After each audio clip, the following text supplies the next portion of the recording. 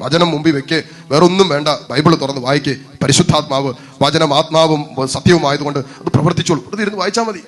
പരിശുദ്ധാത്മാവ് തക്ക സമയത്ത് തക്ക ഇടങ്ങളിൽ നമ്മളിലൂടെ ആത്മാവിന്റെ പ്രവർത്തനങ്ങൾ പരിശുദ്ധാത്മാവ് നടത്തിക്കോളും. നമ്മളൊന്നും ചെയ്യേണ്ട. അതാണ് ഞാൻ പറയുന്നത്. നമുക്കുള്ള ഒരു ആശങ്കയുണ്ട്, എനിക്ക് പറ്റോ, എനിക്കുള്ള കഴിവുണ്ട്, ഒന്നും വേണ്ട, ഒരു ആശങ്കയുടെ ആവശ്യമില്ല.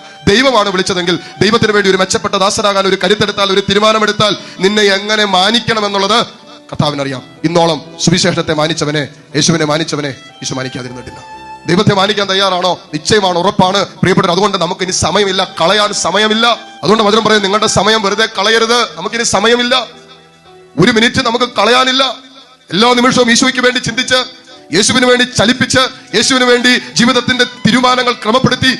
അത് കിട്ടിയില്ല, അവര് സ്നേഹിച്ചില്ല, ഇവര് സ്നേഹിച്ചില്ല, അവര് നോക്കിയില്ല, അവര് ചിരിച്ചില്ല, അവര് വിളിച്ചില്ല എന്നൊക്കെ പറഞ്ഞ് ജീവിതം തീർക്കല്ലേ. അതിനേക്കാൾ ഉന്നതമായ ഒരു വിളി സ്വർഗം പരിശുദ്ധാത്മാവിൽ എനിക്ക് നിനക്ക് തന്നിട്ടുണ്ട്.